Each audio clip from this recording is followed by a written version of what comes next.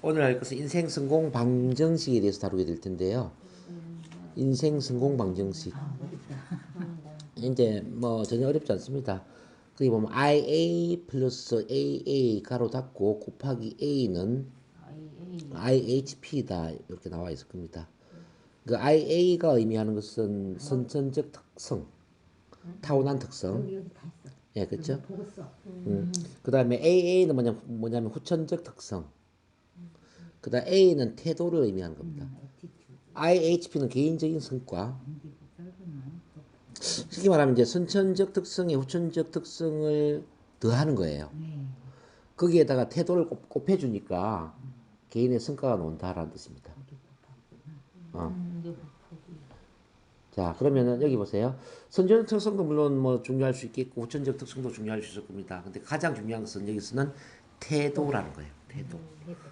태도 아마 선천적으로 어떤 후천적으로 특성이 좋다 하더라도 태도가 제로가 돼버린다면은 개인 성과도 제로가 될 거예요.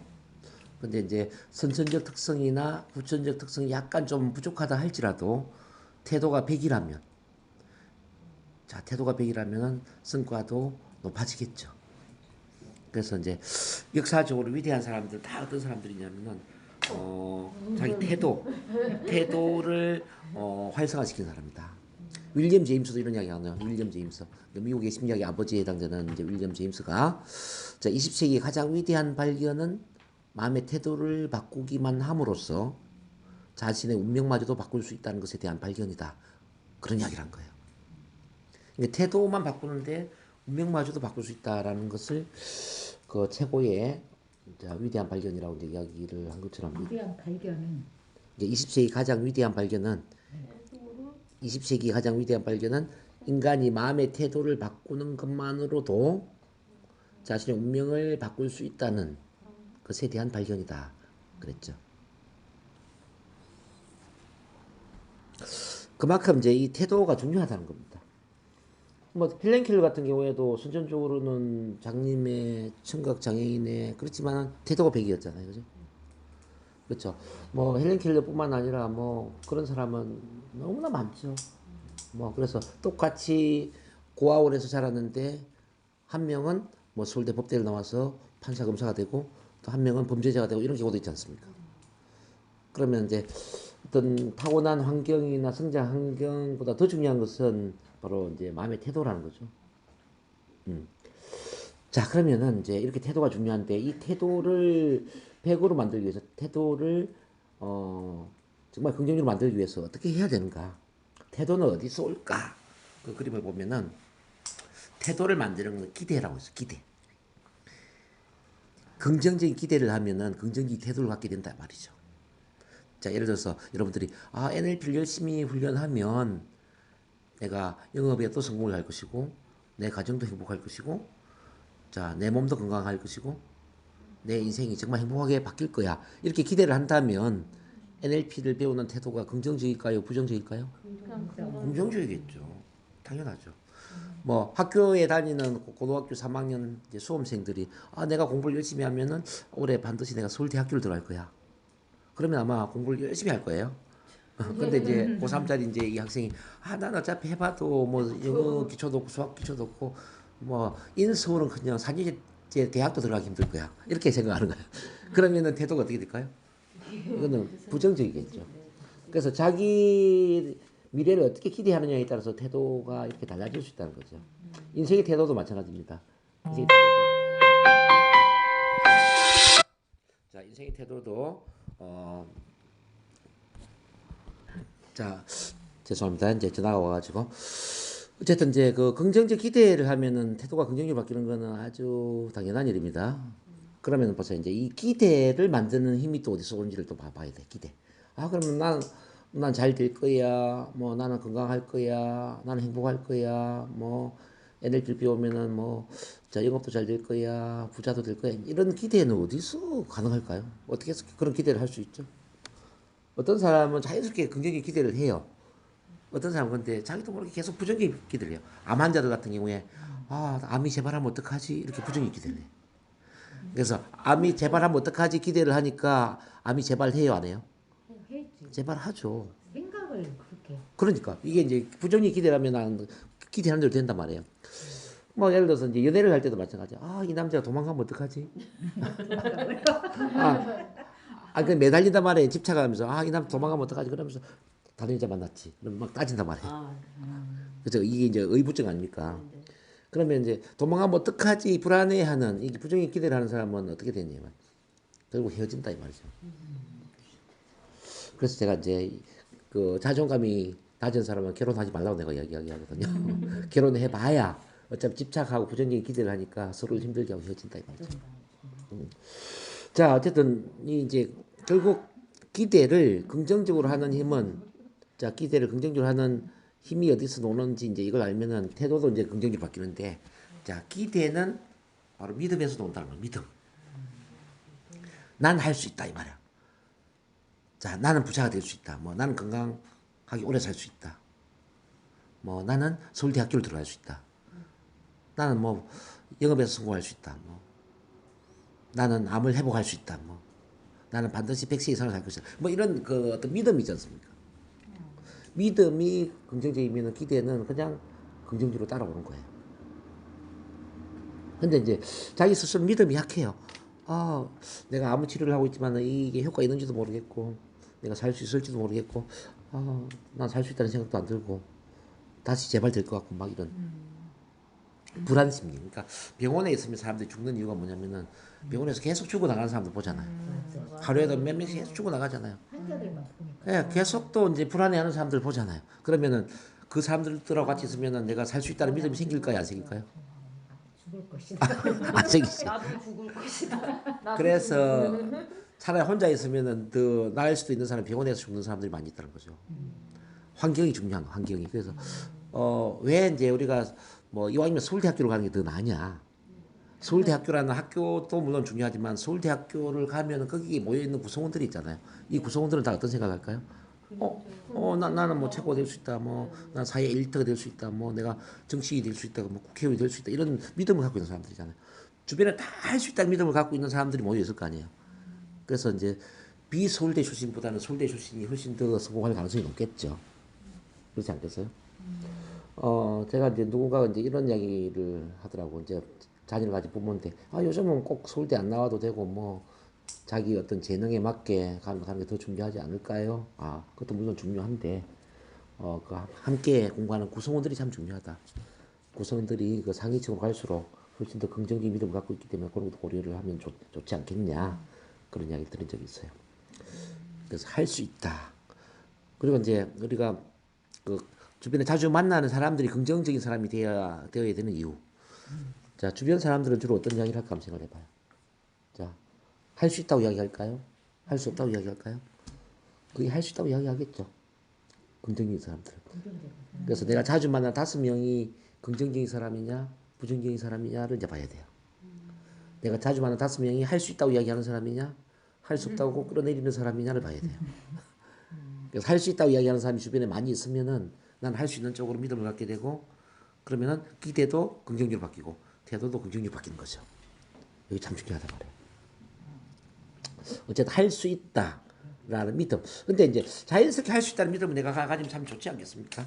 자연스럽게 나는 할 수 있어. 이게 무의식에서 너무 참 좋은데 그 무의식에서 노는 아, 난 할 수 있어. 이 힘은 어디서 놀까? 그게 바로 이제 자아 개념에서 논다. 자아 개념. 오늘 자아 개념을 이야기하기 위해서 긴 이야기를 하고 있는 겁니다. 즉, 나 자신을 괜찮은 사람이라고 생각한다. 나 자신을 가치 있는 존재라고 생각한단 말이에요. 나 자신에 대한 어떤 믿음이 긍정적이에요. 나는 괜찮은 사람이야. 나는 가치 있는 존재야. 나는 소중한 사람이야. 자, 나는 뭐든지 가능한 사람이야. 나는 충분한 자격이 있는 사람이야. 뭐 이런 자기 자신에 대한 긍정적인 자아 개념을 갖고 있단 말이에요. 그러면 일반적인 어떤 일에 대해서 나는 할 수 있다고 믿어요. 그러면은 나는 합격할 거야. 서울대에 들어갈 거야. 나는 부자가 될 거야. 이렇게 기대를 해. 그러면 그 사람은 태도가 긍정적으로 바뀐다는 거예요. 근데 반대로 보세요. 자기 스스로를 부족한 사람으로 생각해. 아, 나는 부족해. 나는 잘난 것도 없고, 난 왜 이렇게 못났지? 이렇게 자기를 이제 못난 존재로 봐요. 자, 못난 존재로 보는 사람은 당연히 난 할 수 없다고 생각해. 할 수 없다고 생각하니까, 어차피 나는 공부해봐도 대학 들어가기 힘들 거야. 기대도 부정적이죠. 내가 이 나이에 영업해서 뭐 하겠어? 이 나이에서 내가 뭐 이거 그 이제 부정적인 이제 기대를 해. 그러니까 당연히 이제 태도도 부정적이겠죠. 이렇게 바뀐단 말이에요. 이게 이제 하나의 메커니즘이에요. 그러면 이제 이 결국은 인생을 바꾸기 위해서는 태도를 긍정적으로 바꿔야 된다는 이야기인데, 근데 이 태도를 긍정적으로 바꾸기 위해서는 그 첫 단추가 바로 자아 개념이라는 걸 우리가 알게 되거든요. 자아 개념. 자, 다시 정리한다면, 자, 나는 괜찮은 사람이고, 나는 가치 있는 존재고, 나는 뭐든지 가능하고, 나는 정말 멋진 사람이네라는 긍정적 자아 개념을 갖게 될 때, 모든 일에 있어서 나는 할 수 있어. 할 수 있다라는 긍정적 믿음을 갖게 되고, 그리고 이제 세 번째로, 내가 하는 일은 잘 될 거야. 나는 성공할 거야. 나는 부자가 될 거야. 나는 합격할 거야. 와 같은 긍정적 기대를 하게 되고, 마지막으로 그게 마음의 태도를 긍정적으로 바꾸어서 인생 자체의 성과를 높여준다. 뭐 이런 원리입니다. 이게 되셨는지 모르겠네요. 네. 그러면은 우리가 여기서 뭘 바꿔야 될까요? 예, 그러니까 자아 개념을 긍정적으로 바꿔야지. 자아 개념을 긍정적으로 바꿔야 되는데, 여러분들 자아 개념이 그러면은 이제 어떻게 되는지 한번 볼게요. 자아 개념은 자 밑에 이제 잠재의식을 움직이는 마스터 프로그램이 이렇게 되어 있는데요. 자아 개념이라는 것은 선입견이라는 스크린과 같은 거예요. 선입견이라는 그 스크린하고 똑같은 거예요. 스크린. 이해되시나요? 자, 선입견이라는 스크린을 가지고 세상을 보면은 어떻게 볼까요? 그거 선입견으로 보이는 겁니다. 편견을 가지고 보면 편견으로 보이는 겁니다. 자, 이걸 쉽게 이야기하기 위해서 잠재의식이 컴퓨터의 하드웨어 용량이라면, 컴퓨터 밑에 하드웨어라고 한번 써보실래요? 컴퓨터 하드웨어. 잠재의식이 컴퓨터 하드웨어 용량이라고 한다면, 자아 개념이라는 것은 컴퓨터의 프로그램하고 같아요. 자, 그럼 보세요. 우리 인간은 무한한 잠재 능력을 갖고 있다 이렇게 많이 공부했죠. 그게 잠재의식 안에 있단 말이에요. 그럼 하드웨어의 용량이 많아, 컴퓨터 하드웨어 용량이 많은 컴퓨터를 우리가 샀어. 근데 정작 프로그램이 깔려 있는 게 보니까 뭐 인터넷하고 뭐 엑셀하고 한글하고 이제 이런 거밖에 없어요. 그럼 우리가 하드웨어 용량을 다 쓸 수 있을까요? 못 쓰겠죠. 근데 어떤 사람은 이제 용량이 똑같이 많은데 뭐 엑셀이나 뭐 한글이나 뭐 인터넷만 깔린 게 아니라 뭐 다양한 프로그램이 다 깔려 있는 거예요. 뭐 은행 프로그램부터 시작해서 쇼핑몰 뭐 하여간 너무 많은 프로그램을 이제 깔고 있는 거죠. 그럼 그 사람은 하드웨어 용량을 어떻게 쓸까요? 용량을 많이 사용하겠죠. 그러니까 최악의 경우에 이 컴퓨터에 바이러스가 먹어버린 거예요. 바이러스가 먹어가지고 하나 뭐 작동하는데 시간이 막 10분, 20분이 걸려버리고 이렇게 느려. 그러면 어떻게 될까요? 용량은 많은데 용량을 아주 느리게 써먹게 되겠죠. 이 인간도 그러잖아요. 우리 인간도 이제 이 하드웨어 용량처럼 무한한 용량을 갖고 태어났단 말이에요. 무한한 용량을 우리는 잠재 능력, 잠재 의식 속에 있는 잠재 능력이라고 이야기를 해요. 근데 이 용량을 많이 써먹는 인간이 있고 작게 써먹는 인간이 있어. 자, 대부분의 이제 인간들이 2에서 5% 용량만 써먹고 죽는다고 그래요. 네. 100 중에 2에서 5%의 용량만 써먹고 죽는다는 거예요. 예. 그때 이제 아인슈타인 정도로 이제 아주 위대한 인간이잖아요. 아인슈타인 정도가 어느 정도로 써먹었느냐? 불과 15%를 써먹었다는 거죠. 그것도 많지 않은 것 같은데. 그러니까 엄청난 일을 해냈잖아. 아인슈타인이 15%. 자, 우리 보통 인간은 2에서 5%. 이해되십니까? 자, 그러면은 제가 질문하겠습니다.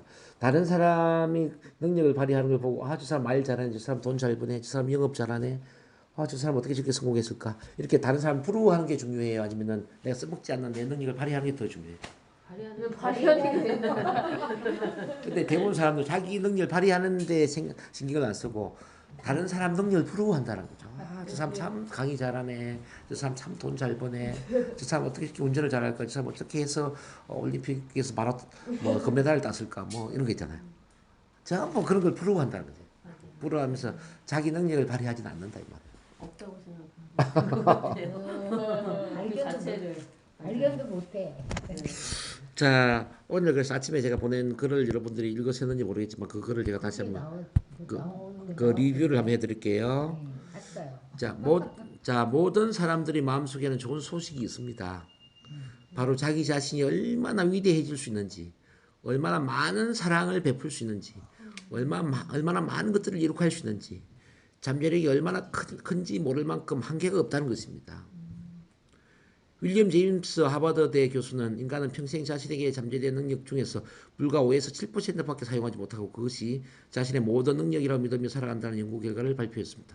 실제 아인슈타인조차도 겨우 15% 정도의 능력을 발휘했다고 합니다. 따라서 우리는 다른 사람들의 능력을 부러워할 것이 아니라 우리가 이미 가지고 있는 능력을 발휘하는 데 초점을 맞추어야 합니다. 우리의 능력은 제발 사용해 달라고 아우성을 치고 있다는 사실을 알고 계시나요? 우리는 자신의 인생을 싼값으로 취급하는 사람에게 인생은 그 이상을 지불하지 않는다는 사실을 기억할 필요가 있습니다. 요 아침에 제가 쓴 글이거든요. 오늘 이 강의 하려고 쓴 건 아닌데 어떻게 딱 맞네. 오늘 진도 나가는 게 딱 맞잖아요. 그렇죠? 네. 자, 그래서 이제 여러분들이 이 능력을 어떻게 써먹을까에 이제 관심을 가져야 돼요. 자, 인간은 있지 않습니까? 인간은 능력을 써먹기 위해서 태어난 거예요. 인간은 자신의 능력을 최대한 써먹기 위해서 태어났어요.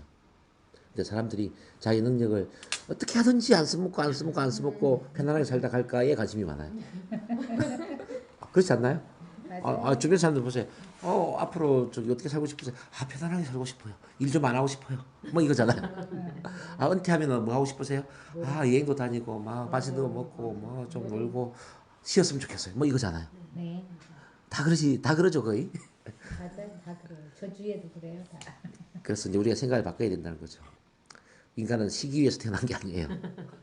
인간은 자기 능력을 써먹기 위해서, 자기 능력을 발휘하기 위해서 태어났다. 이 사실을 한시도 잊으면 안 돼요. 그래서 버나드 쇼를 저는 좋아하는데 버나드 쇼가 이제 이런 말을 했잖아요. 자, 아껴서 녹이 쓰는 것보다 아껴서 녹 쓰는 것보다 계속 써먹어서 마모되는 게 훨씬 더 낫다. 여러분들 어떻게 생각하세요? 아끼다가 녹슬 없어지는 것보다 계속 써먹어서 마모되는 게 더 낫지 않을까요? 그래서 버나드 쇼는 죽는 그 순간까지 내 에너지가 다 소진될 때까지 내가 정말 좋아하는 일에 내 모든 열정과 에너지를 바쳐서 그렇게 삶을 살겠노라고 이제 이야기를 했었죠. 저는 그런 사람들 존경해요. 저는 돈을 많이 버는 사람 이렇게 존경하지 않아요. 뭐 출세한 사람 존경하지 않아요. 뭐 많은 사람들 그런 사람들 존경하잖아요. 저는 그런 사람 존경하지 않아요. 인생을 정말 열정적으로 산 사람들, 에너지를 다 소진해서 정말 자기 능력을 최대한 발휘하면서 인생을 산 사람이지 않습니까? 이 사람을 저는 존경해요. 어제 좀 시간이 있어서 제가 이제 이방원이라는 드라마를 봤거든요. 이방원이라는 드라마가 이제 끝났더만요. 이방원. 태종 이방원. 어제 마지막 기였어요. 자, 그래서 이제 보니까 이방원은 죽는 그 순간까지 정치에 손을 안 떼더만요. 아들한테 그 왕위를 물려주고도 계속 그 병권을 쥐고 그러고 이제 손을 그거 놓고 이제 죽는 그 순간까지도 이제 이 나라가 어떻게 될까 이렇게 이러고 죽는 거예요. 나라 걱정 끝까지. 자, 아니 저는 상당히 좀 감동을 많이 받았어요. 물론 이제 역사적으로 보면은 처갓집을 몰살시키고 이렇게 이제 부정적인 것도 많잖아요. 폭력적이고 피를 부르는 군주고 근데 저는 자기한테 주어진 그 삶에 최선을 다했다. 자기한테 주어진 그 삶에 최선을 다했다라는 그 점에 있어서 저는 박수를 보내고 싶어요. 어쨌든 이분은 그 왕권 중심의 이제 왕조를 만드는 것에 모든 걸 바친 거잖아요. 그러면서 이제 그 외에 나머지는 거의 신경 거기 하나에 모든 에너지를 집중했잖아요. 죽는 그 순간까지. 정말 대단한 사람이다. 그래서 가수는 노래 부르는데 모든 걸 바치면 참 좋겠죠. 이미자는 죽을 때까지 무대에서 노래 부르다 죽고 싶다. 저는 그것도 기억하는데. 자, 가수는 노래를 부르다가 죽는다. 그럼 저처럼 강의하는 사람은 어떤 죽음을 맞이할 것인가? 강의를 하다가 강의하다가 중간에 쓰러져 죽는 거예요. 강의하다가 죽는 것, 이런 걸 꿈꿔보거든요.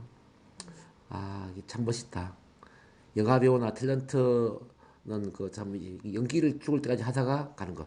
얼마 전에 죽은 김영애 탤런트도 저는 참 존경하는데 그 암액을 암투병하면서도 마지막에 촬영을 다 하고 죽잖아요. 예, 자기 죽을 걸 다 알면서도 끝까지 그 자기 해야 될 역할에 최선을 다하고 죽는 그런 김영애라는 탤런트 정말 존경스럽죠. 어쨌든 이렇게 이제 자기 하는 일에 이렇게 뭐 모든 에너지를 소진시키는 사람 너무 멋지다. 저는 그런 생각이 들어요. 그래서 여러분들이 이제 그 다시 능력 개념이 나왔으니까 이 능력을 최대한 많이 써먹기 위해서 그러면 어떻게 해야 될까? 자아 개념을 긍정적으로 만들어야 돼요. 우리 컴퓨터의 용량을 많이 써먹으려면 어떻게 해야 될까요, 여러분들? 컴퓨터에 프로그램을 많이 깔아야 되겠죠. 컴퓨터에 좋은 프로그램이 많이 깔리면은 하드웨어 용량을 많이 써먹을 수 있겠죠. 자, 우리 인간의 잠재 능력을 많이 발휘하려면은 마찬가지로 자, 내 두뇌에 프로그램을 잘 깔아야 돼요. 자아라는 프로그램을 잘 깔아서 긍정적인 자아 프로그램을 갖고 있어야 돼요. 그래야 잘 써먹을 수가 있는 겁니다. 그러면은 자, 여러분들이 이제 나는 누구이지라는 관점에서 나를 한번 되돌아봅시다. 자, 나는 누구이지? 나는 누구인가? 나를 이제 설명을 한다면은 여러분들 주로 어떻게 설명할 것 같아요? 자, 나는 뭐뭐이다. 나는 뭐뭐이다의 이름을 붙여서 쭉 한번 이야기해 보는 거예요. 자, 자아 개념을 긍정적으로 만들기 위해서는 부정기 꼬리표를 다 떼어버린다. 근데 이 부정기 꼬리표는 어떻게 해서 붙여졌냐면요. 내가 스스로 붙이기보다는 어릴 때 자라나면서 주변 어른들이 붙여준 꼬리표가 참 많아요. 예를 들어서 너 왜 이렇게 말을 안 하니? 이렇게 누가 이야기했어. 그러면 그걸 이제 자주 듣다 보면 아, 나는 말을 잘 못하는 사람이다 이렇게 생각한 거예요. 너는 왜 방을 청소를 잘 안 하냐? 왜 이렇게 지저분하냐? 뭐 이렇게 누가 이제 뭐라고 할 수 있잖아요. 아, 나는 청소를 잘 못하는 사람이구나. 또 성격 보고 너 성격이 왜 이래? 왜 공부를 못해? 너 돌대가리니? 돌대가리니? 뭐 예를 들어서 이렇게 이야기할 수 있잖아요. 아, 나는 머리가 나쁜 사람이구나. 나는 공부를 잘 못하는 사람이구나. 또 이제 발표하는데 야 인마 너 그것도 이야기 못해? 왜 발표를 그렇게 못해? 사내 자신감도 부족하고 뭐 이렇게 이렇게 쓰임으라고 하는 거야. 그러면은 나는 자신감이 부족한 사람이다. 나는 말 주변이 없는 사람이다. 이렇게 온갖 부정적인 꼬리표를 나도 모르게 붙인단 말이에요. 그러니까 꼬리표가 내가 스스로 선택하기보다는 주변 사람들이 한마디 툭툭 던지는 그 말에 의해서 나도 모르게 내 마음속에 꼬리표가 붙여졌다 이 말이지. 아시겠죠? 그래서 지금 여러분이 갖고 있는 부정적인 그런 꼬리표는 내가 선택한 게 아니기 때문에 다 떼어버려야 된다는 거죠. 그럼 어떻게 떼어버리느냐? 자, 의문을 제기하세요. 의문. 과연 그럴까? 그런 근거가 무엇이지? 또는 어떤 근거로 내가 그렇게 생각하지? 이렇게 물음표 한번 던져보세요. 자, 나는 소심해. 이런 꼬리표가 있다면 과연 그럴까? 내가 어떤 근거로 그런 생각을 하지? 근거가 있다면은 모르겠지만 근거가 없다면 다 지우세요.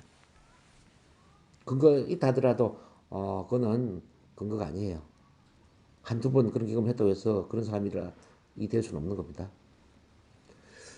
자, 나는 말 주변이 없다. 과연 그럴까? 내가 어떤 근거로 그런 생각을 하지? 이렇게 이제 의문을 제기를 해야 돼. 계속 의문. 자, 의문을 제기하다 보면 그 의문에 대한 출처가 나올 수가 있어요. 뭐 어릴 때 이제 뭐 누가 또 부모님이 또는 뭐 선생님이 이 어른들이 어떤 이야기를 했더니 간에 어떤 근거들이 있을 거라고. 그러면 그 근거를 따져가지고 그 근거에 해당되는 부모님이 했던 그 이야기가 정말 객관적인 기준에서 이야기했는지 감정적으로 이야기했는지 이걸 또 따져봐야 돼요. 그럼 그건 터무니없는 근거잖아요. 싹 지워 나가야죠. 저는 어릴 때 이런 이야기 많이 들어요. 아, 얌전해. 너는 참 얌전하구나. 남자가 얌전해. 그래서 저는 그걸 이제 지금 떼어버렸는데 옛날부터 아, 나는 얌전하다 이런 생각했어요. 나는 얌전하다. 근데 과연 그럴까? 어떤 그걸 내가 얌전하다고 생각하지? 그러니까 이제 제가 어릴 때에 저번 주도 이야기했지만 산골 동네에 살았잖아요. 친구도 없고 뭐 말할 상대도 없고 평소에 말을 안 하다 보니까 당연히 어른들이 모이면 말을 안 하겠죠. 가만히 앉아 있고 시키는 뭐 말에 이제 예 아니요 답을 하고 그러니까 이제 얌전하게 보였겠죠. 그러니까 아, 동문이는 얌전하네 이렇게 이야기를 하는 거죠. 그러니까 결국 그 환경 속에서 사람들이 그냥 겉으로 보이는 한마디 말을 던졌을 뿐이다. 그래서 그건 아니다. 잘랐죠 제가.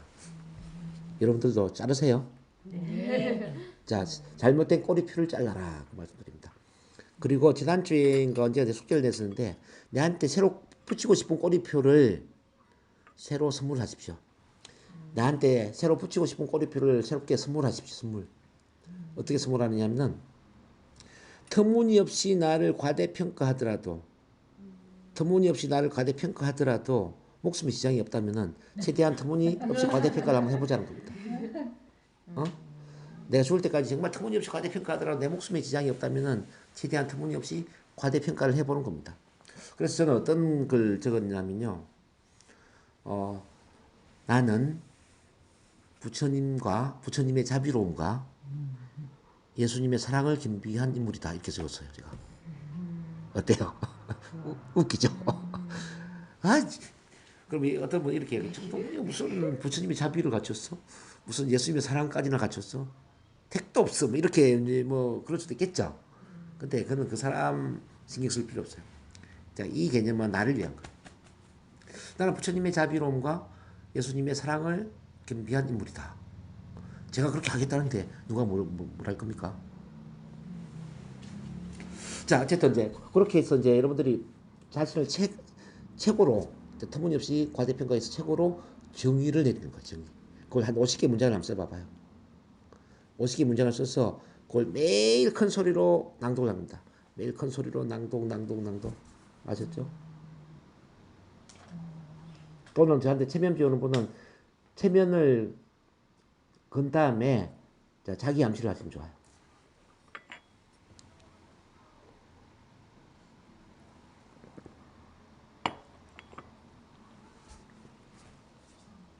이제 자아 개념 좀 이해가 됐나요? 네. 자, 그러면 이제 이 자아 개념에도 세 가지 요소가 있거든요. 자, 세 가지 요소가 있는데 첫 번째는 어떤 게 있냐면 자아 이상이라는 게 있고요. 두 번째는 자아 이미지라는 게 있고요. 세 번째는 자부심이라는 게 있습니다. 자, 자아 이상은 뭐냐면은 이상적으로 생각하는 나의 미래의 모습. 이상적으로 생각하는 나의 미래의 모습.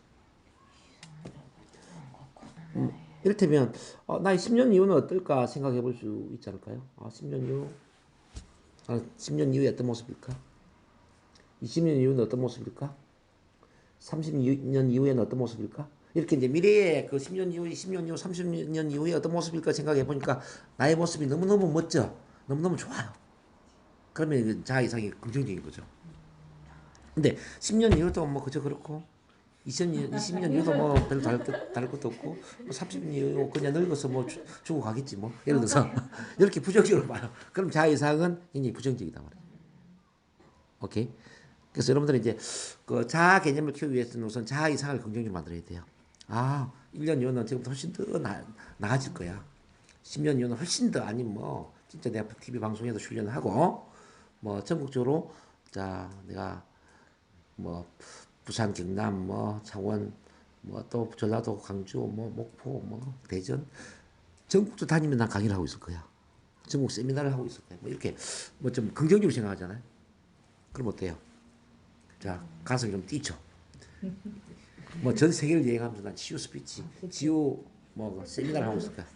예, 예. 스피치는 아니고 크루즈를 타고 전 세계를 돌아다니는 비싼 크루즈 최호화 뭐 좋죠. 여객선 뭐 자, 크루즈 어쨌든 그 자아 이상, 자, 그럼 자아 이상을 높이기 위해서는 어떻게 하면 좋냐면은 가능하면 닮고 싶은 사람이 있으면 참 좋아요. 닮고 싶은 사람. 나도 저 사람처럼 되었으면 좋겠어 이런 거 있잖아요. 닮고 싶은 사람. 역할 모델. 역할 모델도 이제 다양한 분야마다 역할 모델이 있으면 참 좋아요. 영업하면 영업에 있어서 역할 모델. 뭐 건강, 신체 건강에 있어서 역할 모델. 정신적으로 뭐 의식 성장의 역할 모델. 사회적 인간관계의 역할 모델. 뭐 영적으로 또 역할 모델. 행복한 가정에 있어서 역할 모델. 뭐 어떤 직업적인 성공의 역할 모델. 엄청 모델이 많아야 되네요. 뭐 어떤 재정적인 돈의 역할 모델, 뭐 여가 휴가의 역할 모델, 종교적 역할 모델, 뭐 얼마나 많겠어요. 그거는 정하기 나름이죠. 그러니까 여러분들 뭐 신체적으로 나는 이렇게 됐으면 좋겠어. 그러면 이제 뭐 남자들 몸짱이 된다거나 여자들은 뭐 S라인의 몸매의 소유자가 된다거나 그런 게 역할 모델이 될 수 있잖아요. 그럼 내 몸도 그렇게 되는 거죠. 그러니까 다이어트를 원하는 사람들은 그런 이제 S라인의 어떤 사람 역할 모델을 해버리면은 쉽게 살이 빠지지 않겠어요? 그런 걸 열망하기 때문에. 정신적으로 역할 모델은 저 같은 이제 NLP 전문가를 꿈꾸면 좋겠죠. 저도 이제 정신적으로 성장한 게 앤서니 라빈스라든지 브라이언 트레이시라든지 이런 이제 어떤 동기부여 강사들, 그 NLP에 있어서는 이제 밀턴 에릭슨이나 또는 테더 제임스나 이렇게 저보다 앞서 NLP를 선구자적인 역할을 했던 이런 분들 제가 이제 닮고자 했죠. 그러니까 성장하더라고 제가. 뭐 사회적 인간관계도 제가 첫 만남을 만든 것은 칼 로저스라는 인간 중심의 상담을 하는 분들을 제가 존경하기 때문에 칼 로저스 그런 분도 공부를 해보시면 좋아요. 인간 중심의 상담의 칼 로저스를 어떻게 하면 닮아볼까. 그러다 보니까 제가 첫 만남 심리 가족을 만든 거예요. 그래서 우리한테 닮고자 하는 사람이 있다는 이야기는 그 사람처럼 될 수 있는 가능성이 커지는 거잖아요. 그 자아 이상이 긍정적으로 바뀔 수 있는 거잖아요. 너무 좋죠. 그 다음에 이제 자아 이미지. 자아 이미지. 자아 이미지는 뭐냐면은 지금 현재 나에 대한 이미지를 자아 이미지라고 그래요. 현재 나에 대한 이미지. 현재 나는 좀 자신감이 넘치는 사람이고, 현재 나는 멋있는 사람이고, 현재 나는 가치 있는 존재고, 현재 나는 말도 잘하는 사람이고, 이제 나를 정의를 할 때 어떤 이미지가 있을 거라고요. 요게 긍정적이면 자아 개념에서는 가장 최상이죠. 근데 이 자아 이미지가 긍정적이 되기 위해서는 반드시 자아 이상이 긍정적이어야 돼요. 자, 난 앞으로 이렇게 될 것이고, 5년 이후에, 10년 이후에 이렇게 될 것이라는 이 믿음이 생기면 지금 현재 이미지도 긍정적이 바뀌어요. 어차피 5년 이후에 내가 동기부여 명예 강사로서 전 세계적으로 치유 세미나를 열 거야. 이런 믿음이 있으면은 지금 현재 나는 강의를 잘해. 이런 이미지가 생기는 거예요. 그리고 앞으로 5년 이후에 내가 정말 크루즈 여행도 다니고 전 세계 여행도 다니고 이렇게 풍족한 삶을 살고 있을 거야. 라고 이제 미래에 긍정적 이미지가 있다면은 지금 현재도 자신감이 생기겠죠. 자, 영업할 때 이런 게 있을 수 있거든요. 나는 주머니에 돈이 10만 원도 없어요. 근데 한 100억을 갖고 있는 이런 사람을 만나려면 기가 죽잖아요, 솔직히. 100억 너무 심했나? 한 1억을 갖고 있는 사람 만나면 좀 기가 죽지 않나요? 근데 이제 기가 죽지 않는 방법이 있을 수가 있다는 거죠. 자아의 상황을 더 높여버리면 되지. 어차피 나는 앞으로 3년 이후쯤 되면 한 10억 정도 내가 갖고 있을 텐데, 이제 10억을 갖고 있을 거라는 믿음을 가지고 지금 1억을 갖고 있는 사람을 만나는 거예요. 비록 지금은 10만 원밖에 없지만. 그러면 이제 미래에 10억을 가질 거라는 그 자아 이상이 있기 때문에 현재 1억을 가진 이 사람을 만났을 때 내가 꿀리지 않고 당당하게 영업을 할 수 있다는 거죠. 그럼 우리 이제 김소영 선생님 같은 경우에는 이 주변에 이제 잘 사는 엄마들을 만나는 경우도 많이 있을 거 아니에요, 그죠? 나보다 더 잘 사는 엄마들을 만나면 만약 기가 죽고 주눅이 든다. 그럼 이거 영업이 될 수가 없거든요. 그럼 이거 어떻게 해야 되느냐 이거죠. 나는 주머니에 돈이 좀 부족한데 저 엄마들은 나보다 돈이 많은데 어떡하지? 고민할 필요 없어요. 내 자아 이상을 높이는 거지. 어차피 5년 이후쯤에는 이 엄마들보다 내가 돈이 더 많은데 10년 이후에는 이 엄마들이 갖고 있는 돈의 한 10배, 20배는 될 텐데 뭐 이런 믿음이 있잖아요.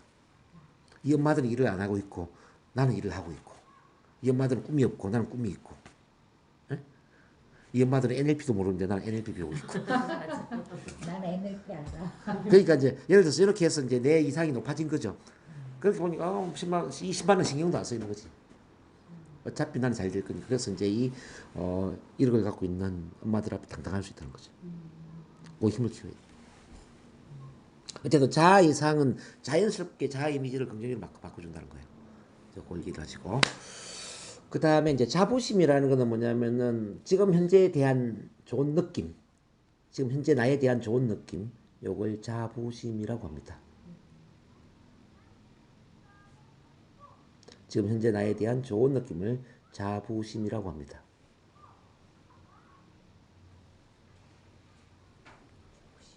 자, 자부심에 이제 자존중감, 자유능감이 있거든요. 자존중감, 나를 존중하는 마음을 자존중감. 자, 자유능감은 내가 유능하다는 느낌. 내가 좀 능력 있는 사람이라는 느낌. 자, 여러분들 이걸 한번 생각해봐요. 어릴 때 생각해보면 나는 내가 참 괜찮아. 괜찮은 사람이 생각이 드니까 공부를 열심히 할까요? 못할까요? 열심히 하죠. 열심히 하겠죠. 괜찮다고 생각하니까. 그 공부를 열심히 해서 성적이 잘 나왔어요. 반에 1등을 했어요. 반에 1등을 하니까 어떤 느낌 들어요? 역시 나는 공부 잘하네. 내가 능력 있네. 이 느낌 들잖아요. 자, 능력 있네라는 느낌은 나는 괜찮은 사람이네. 나를 좋아하는 마음을 키워줄까요? 낮춰줄까요? 키워주겠지. 괜찮은 사람이라는 느낌이 더 커지니까 또 공부를 더 잘해. 공부를 더 잘하니까 좋다는 느낌이 더 좋아져. 계속 이게 상승이 된다는 거죠. 영업도 똑같은 원리예요.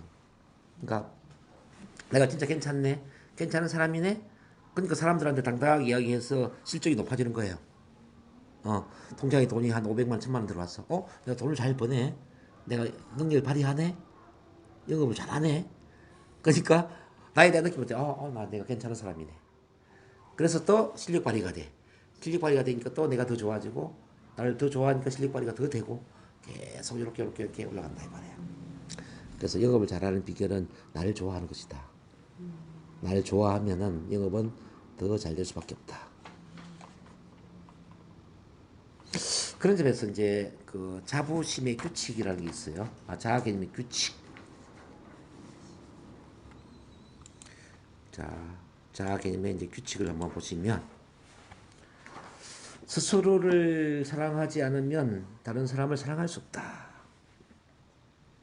자신이 갖지 않은 것을 남에게 줄 수는 없다. 그랬어요. 그래요. 갖지 않으면 그렇잖아요. 남한테는 나를 사랑한다는 건 나에 대한 사랑을 갖고 있다는 이야기거든요. 사랑을 갖고 있기 때문에 다른 사람들한테 사랑을 줄 수 있는 거예요. 나에게 사랑이 없으면은 다른 사람들한테 어떻게 사랑을 주겠냐 이 말이죠. 자, 두 번째. 스스로를 좋아하지도 사랑하지도 존경하지도 않는데 다른 사람이 나를 좋아하거나 사랑해 줄 수는 없다. 자, 여러분들은 다른 사람들을 볼 때 자기를 좋아하는 사람을 내가 좋아하게 되나요? 자기를 싫어하는 사람을 내가 좋아하게 되나요? 좋아하는 사람. 그렇죠. 자기를 비관하고 비판하고 싫어하는 사람은 나도 그 사람을 싫어할 수밖에 없어요. 그런 점에서 내가 나를 대하는 방식이 다른 사람이 나를 대하는 방식을 결정한다는 거예요. 내가 나를 대접하는 방식, 그러니까 내가 나를 대접하는 방식대로 다른 사람들도 나를 대접한다는 거죠. 그래서 여러분들이 대접받고 싶으면은 먼저 내가 나를 대접해라 이 말이에요. 인정받고 싶으면은 먼저 나 자신을 인정해라. 칭찬받고 싶으면은 먼저 나 자신을 칭찬해라. 너무 간단하지 않아요? 근데 여러분들은 어떻게 했어요? 자신을 많이 칭찬하고 인정하고 존경하고 사랑했습니까? 아니면은 자신을 짓밟고 무시하고 비판하고 비난하고 불평불만을 했나요?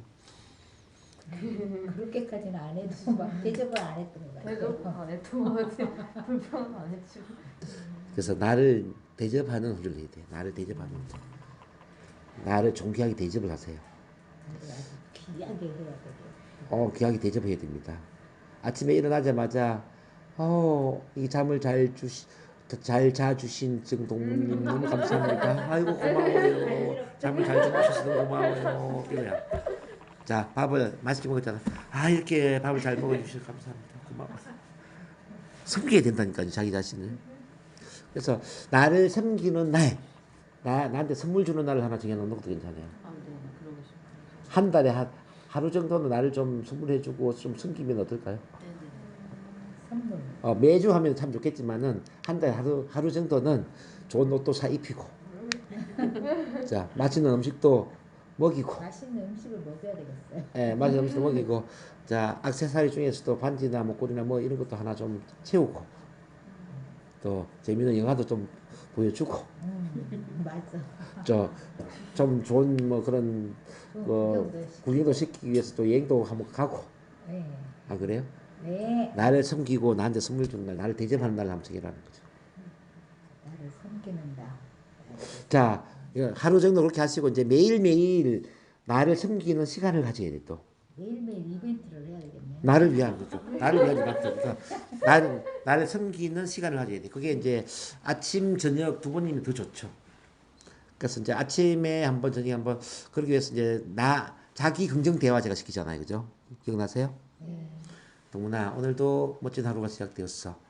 너가 이렇게 멋진 하루를 살게 된 거 너무 축하해. 오늘이라는 시간은 어제 죽은 사람이 그토록 살고자 했던 그런 소중한 하루잖아. 그 하루가 나한테 주어진 거야. 얼마나 고마워. 그래서 오늘이 마지막 날인 것처럼 열심히 한번 살아볼래? 그럴 수 있지? 이렇게 이제 자기 자신한테 긍정 대화를 하는 거지. 긍정 대화. 그럴 수 있지? 너무 고마워. 자, 너는 복 받았어. 너는 정말 축복받았어. 너가 하는 모든 일은 잘 될 거야. 너는 잘 될 수밖에 없어.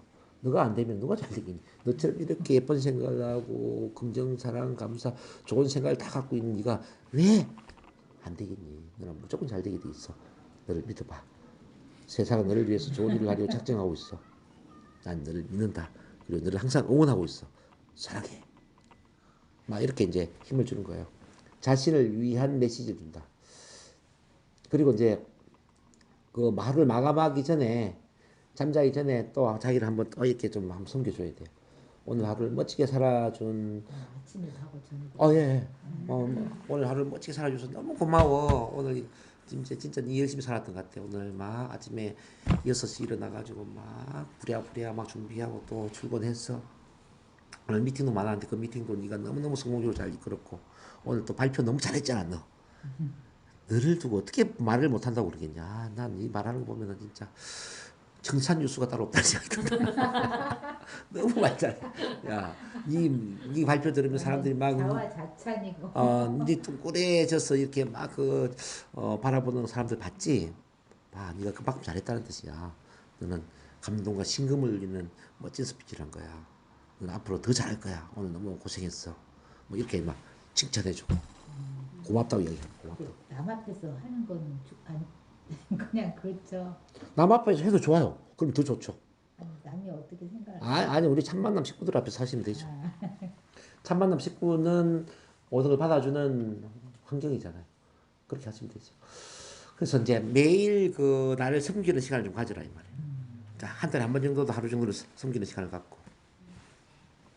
그렇게 하셔야 됩니다. 자, 그다음에 이제 근데 이렇게 하는 게 참 좋은데 자아 개념이 각인. 그럼 자아 개념이 부정적인 경우도 참 많이 있잖아요. 이 자아 개념은 어떻게 해서 각인되었을까?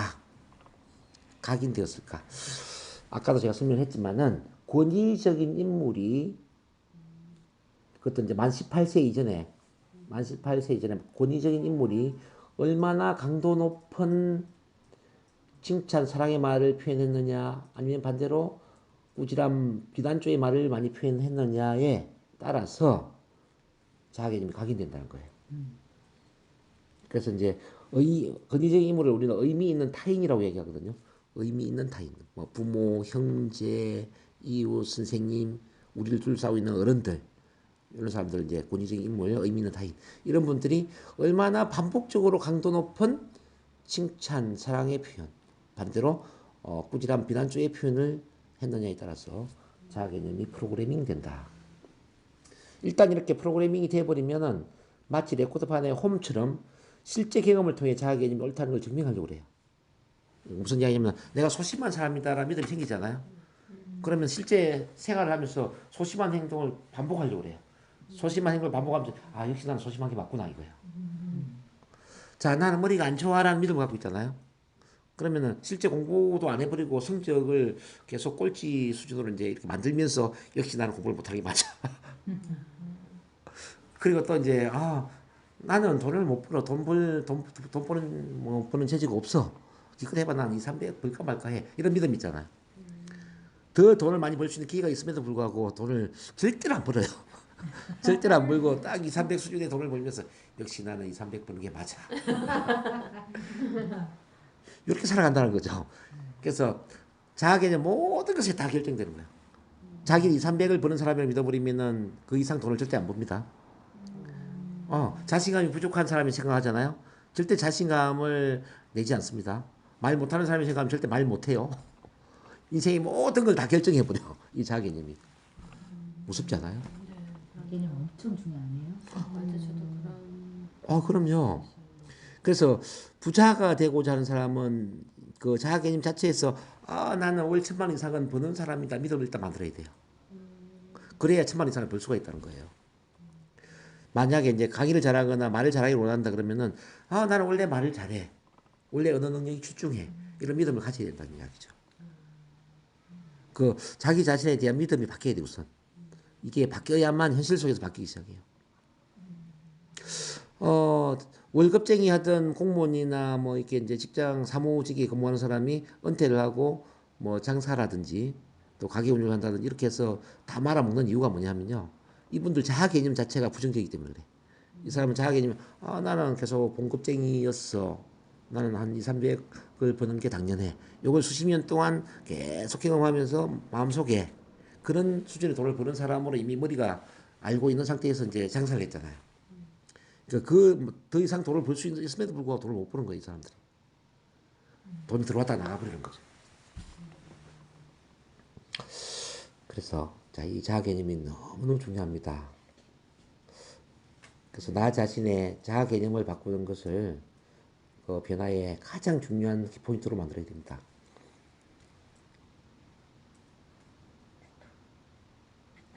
네. 자기 자신을 인정하지 않는 사람이 절대 성공할 수가 없습니다. 자기 자신을 부족하다고 생각하는 사람이 절대 크게 성공할 수가 없습니다. 자만심하고는 다르죠. 다르죠. 저는 겸손하다고 생각하고 자꾸 나 자신을 낮추게 되는 부분이 있었었는데 그러면 그거 절대 그렇게 하면 안 돼요. 그렇게 하면 안 됩니다. 그래서 이제 여러분들이 그 잘못된 속담 때문에 피해를 본 거예요. 예를 들어서 벼는 익을수록 고개를 숙인다 이런 잘못된 속담 때문에. 근데 이걸 제가 저번에 바꾸라고 그랬죠. 어떻게 바꾸라고 했어요? 벼는 익기 전에는 절대로 고개를 안 숙인다. 이게 제가 바꾸라고 이야기했죠. 그걸 그게 어떻게 틀린 거? 아니, 벼는 익기 전에는 절대로 고개를 안 숙이잖아요. 근데 맞아요. 그러니까 사람들이 근데 익기 전에 고개 숙이는 거죠. 아, 나 부족해. 익을수록 그게 익은 다음에 숙이는 건 맞아. 근데 익기 전에 고개를 숙인다는 거죠. 그 말을 잘못 오해를 해가지고. 처음에는 이러고 있다가 그 이렇게 있죠. 이게 빡빡이 세우잖아요. 그러니까 뭐냐면 내가 성공할 때까지는 터무니없이 나를 과대평가해야 된다 이 말이에요. 쉽게 말하면 성공할 성공하고 때까지 나서 성공한 이후에는 고개를 숙여야 된다 이 말이지. 이야기거든. 근데 성공하기 전에 겸손한 걸 공부하는 거지. 하기도 전에 자기를 과소평가하고 부족하다고 생각하고. 안 할래나? 예? 교만하고 까분다고는 안 하겠죠. 아니요. 그는 과대평가해도. 자 교만이라든지 이런 거는 뭐냐면은 그러면 새로운 자아 개념을 프로그래밍하기 위해서는 어떻게 해야 되겠는가가 중요합니다. 새로운 자아 개념을 프로그래밍하기 위해서. 자, 의식 차원에는 결단과 관심과 노력을 기울여야 됩니다. 무의식 차원에는 새로운 프로그래밍을 해야 됩니다. 즉 다시 말한다면은 의식과 무의식의 통합이 필요하다는 이야기죠. 의식과 무의식 통합이 필요하다. 결단을 내린다는 개념은 결심을 하고 단절을 한다는 이야기예요. 마치 김유신 장군이 에마의 목을 친 것처럼 자 단절을 한다는 거죠. 자 내가 변화되지 않는 모든 걸 잘라버리는 겁니다. 과거의 모든 부정이 자아 개념을 잘라라는 이야기예요. 그래서 나는 소심하다 잘라라. 자 나는 말을 못한다 잘라라. 자 잘못된 꼬리표를 다 잘라내셔야 돼요. 그 새로운 꼬리표를 붙여서 새로운 꼬리표대로 인생을 살겠다고 새롭게 결단을 내리는 거예요. 자 요걸 몸이 기억할 때까지 반복해야 돼요. 자 그러면 어떻게 몸이 기억하도록 뭘 할 것인가? 1번 참만남 훈련을 해야 돼. 참만남. 참만남이 자아 개념이 중요한 이유는 뭐냐면요. 자 자아를 키우는 것은 예를 들어서 뭐 행동 코치도 아니고 가르치는 티처 선생님도 아니고요. 종교를 받는 어떤 멘토 스승님도 아니더란 이야기예요. 자아를 키워주는 거는 오로지 뭔지 아세요? 스폰서십. 그러니까 스폰서십은 뭐냐면은 있는 그대로 나를 수용 존중해주고 공감적으로 이해를 해주고 나를 알아주는 관계, 나를 옹원 지지해주는 관계. 요게 스폰서십이에요. 우리 참만남 심리가족이 바로 스폰서십이죠. 평가 판단 없이 있는 그대로 수용 존중해주고 공감적으로 이해를 해주고 응원 지시를 해주고 그렇게 하고 있죠. 네. 네, 이게 스폰서십이라고. 뭐 기자는 책을 그냥 하나 읽었다, 뭐 그냥 뭐 어떤 강의를 들었다 이래 해서 되는 게 아니에요. 지속적 인간관계 속에서 우리가 수용되고 존중되고 공감 이해를 받고 누가 응원 지지를 해준다는 느낌이 들어야 돼요. 근데 이 스폰서십에 들어갈 수 있는 사람은 꼭 나보다 더 잘난 사람일 필요가 없어요. 스폰서십을 이해를 하려면은 노무현 전 대통령의 노사모를 한번 생각해 보죠. 노사모 아시죠? 예. 노사모에 보면은 할머니도 있었고 할아버지도 있었고 10대 어린 애도 있었단 말이야. 그때 노무현 전 대통령이 막 그 위기에 몰렸을 때 막 그 대지 저금통을 들어가지고 그 돈을 이제 밀어줬단 말이에요. 노사모에서. 근데 이 저금 통장에는 초등학생의 통장도 있었단 말이에요. 중학생의 통장, 뭐 다양한 그 어떤 뭐 장사하는 사람들, 뭐 다양한 사람들이 이렇게 이제 통장을 틀어서 노무현 전 대통령을 밀었는데 그 힘이 컸겠죠. 그 대통령이 된 거 아닙니까? 어쨌든 한 사람이 그 성장하는 거는 바로 이런 힘이에요. 한 사람 성장하는 힘은 지위, 뭐 나이, 뭐 어떤 돈, 뭐 권력 다 떠나가지고 인간적으로 누군가 이렇게 나를 응원해주고 지지해주는 겁니다. 수용, 존중해주고 공감을 이해를 해주는 거죠. 그럼 그 속에서 우리 자아가 커진다는 이야기예요. 팬클럽하고 같은 거죠. 팬클럽. 스폰서십은 팬클럽, 나의 팬클럽이다. 나 사모, 노 사모처럼 나 사모, 나를 사랑하는 사람들의 모임이다. 이렇게 이해를 하시면 돼요. 혹시 이런 게 있으면 어떨까요, 여러분들? 이런 팬클럽이나 나 사모가 있다면 어떨 것 같아요? 힘이 나죠. 힘이 되겠죠. 네. 우리 참만남 심리 가족이 바로 그거예요. 참만남 심리 가족이 나 사모 역할을 하고 팬클럽 역할을 하는 겁니다. 그 다음에 해야 될 게 이제 이번에 심리 치료와 성공 프로그래밍을 해야 된다. 그래서 제가 아까 한나 선생님도 치료를 제가 도와드렸는데 과거에 힘들었던 그 심리 치료를 하고 또 이제 NLP 뒤에 비우다 보면 계속 이제 눈 감고 이미지 트레이닝 하는 게 있어요. 과거의 어떤 꿈과 목표를 잠재의식에 계속 심는 거죠. 오늘도 필요하면 그것도 제가 도와드릴게요. 어쨌든 이미지를 통해서 계속 꿈과 목표가 내 잠재의식에 살아있게끔 새로운 어떤 자아이상이 살아있게끔 이렇게 하는 게 도움이 될 수 있다. 그 다음에 이제 3번이 뭐냐면 성공 자아 강화 훈련 21일 PMA. 요거는 우리 스피치 시간에 계속 시키는 거죠. 10가지 마음 매력 강화 훈련 기억나십니까? 자, 우리 공포방에도 아침 매일스이 땡 하면 우리 안보전 이사님이 올려주시잖아요. 제가 한번 카톡방에서 봐드릴까요? 공포팀에 들어가면은 6시 땡 하면 오지. 우리 안보전 이사님이 오늘 또 올렸을 거예요 아마. 예, 올렸네. 마음 매력 강화를 위한 행동습관 PMA 있죠. 1. 매일 긍정 자기 암시문 낭독 및 발성 웃음 훈련을 한다. 낭독문 올라가 있죠. 2. 매일 힘을 주는 질문에 답변 글을 쓴다. 3. 매일 자기 긍정 대화를 한다. 4. 매일 감사 일기를 쓴다. 5. 매일 생각, 말, 행동의 목표 관리를 한다. 6. 매일 NLP 체면 상상 시각화를 한다. 7. 매일 NLP 강의 음원 또는 유튜브 NLP 강의를 듣는다. 8. 매일 건강 습관을 갖는다. 9. 매주 참만남 치유 스피치 훈련에 참가한다. 10. 매일 마음 면역 강화 시스템을 가르친다. 보셨습니까? 네. 요게 이제 자아 강화 훈련이라는 거예요. 요걸 이제 한꺼번에 10가지 다 하는 거는 물론 쉽지 않을 겁니다. 그 중에 최소한 3가지에서 4가지를 선택을 해서 21일 이상 꾸준히 반복적으로 실천을 해야 된다는 거죠. 그게 또 되면 또 한두 가지를 더 추가해서 또 20일 이상 꾸준히 실천하라는 거죠. 이렇게 하다 보면은 자아 개념이 새롭게 프로그래밍이 되는 겁니다. 아니면 단 한 가지만 하고 싶다. 좀 시간은 더 걸리는데 무조건 저를 계속 만나는 거예요. 화요일마다 계속 저를 만나는 겁니다. 저를 자주 만날수록 훨씬 좋아지죠. 이렇게 해서 프로그래밍이 됩니다. 자.